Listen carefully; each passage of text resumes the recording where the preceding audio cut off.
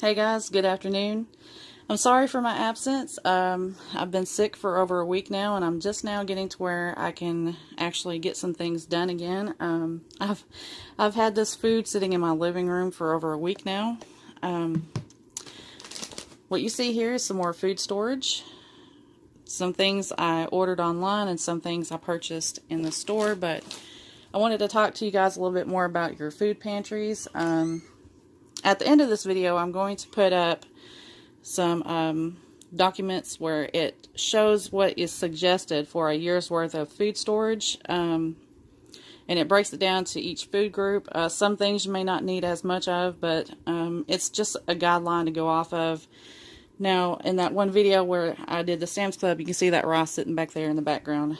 I stated 72 pounds was recommended for over a year. That's actually over what this recommends, but I believe in having over what most lists require. Now that's going off of a full food pantry. That means you're not going to just eat rice, you're not going to just eat beans, but you're going to have several different items to eat. So I've got a 25-pound bag of Pinhead oats back here.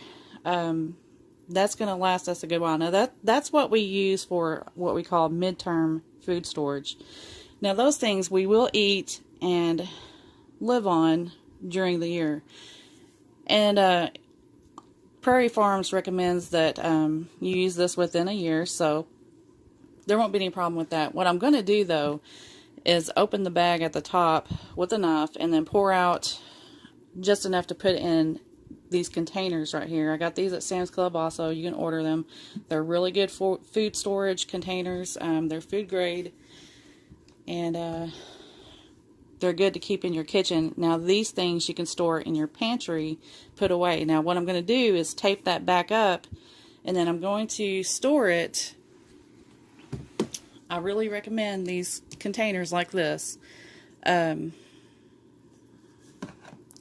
I'll show you the difference. This isn't just a regular plastic tote.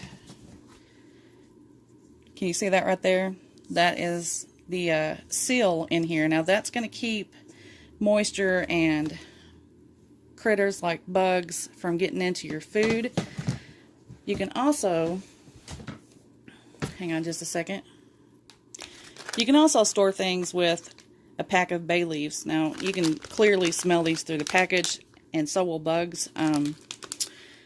They do not like bay leaves, so you could actually take a few of these and put them into a plastic Ziploc bag and put it in each one of your containers.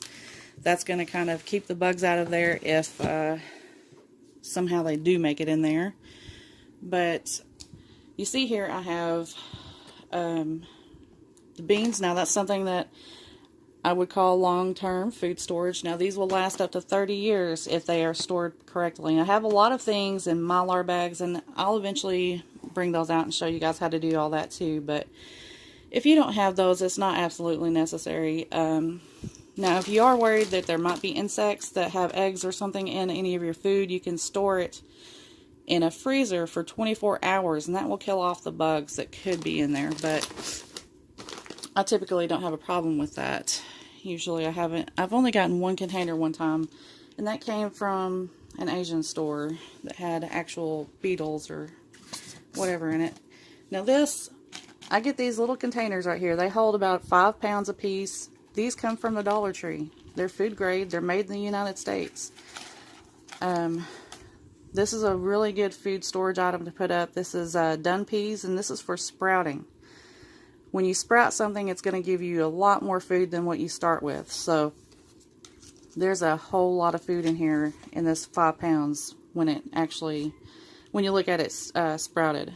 But what I do with these, instead of marking on the container, I'll usually cut out whatever information comes with the package, the original package, and I'll just stick it down in here and store it with it. That way I know what's in there, and if there's instructions, I'll cut that out. Now here's some of those dehydrated potatoes, the shredded hash browns. That whole container fit in here. And that's going to keep, varmints out of it.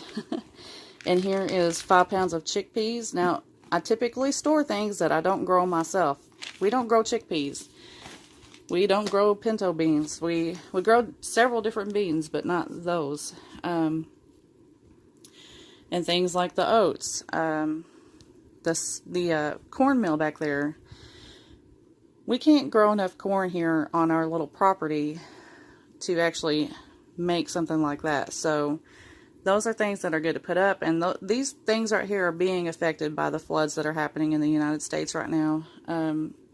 That happened right in the heartland of the United States, where corn and all different kinds of grains are growing. Wheat. I've been watching the wheat prices. Those are going up. That's something else that's grown in the heartland. We have cream of wheat here. That's something I'm not going to be able to grow myself. You know, the wheat, you need quite a bit of land to grow that, to get a substantial amount. So those are items that I store long term. If something did happen, you know, we could open one of these up and we could make breads, pastas, all kinds of stuff out of it. We've got the cream of wheat. We could make several meals out of that.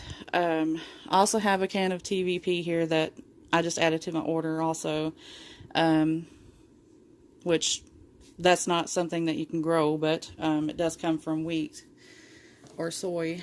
But anyway, I just wanted to show you guys what I added on to my pantry. Now, if you tell me that you don't have room to store food, look in your closets. Look at things that you don't necessarily use or really need. There's always room somewhere. I have a walk-in closet in my bedroom, and you don't go in there and find like the latest handbags or the nicest shoes. I store emergency things in there. There's closets in most people's houses that, you know, say these little containers right here. You can stack them up against the back of the wall, and then you can put your goods that you do use, your handbags and stuff in front of them. There's also little containers that you can put under your bed. Things like that work.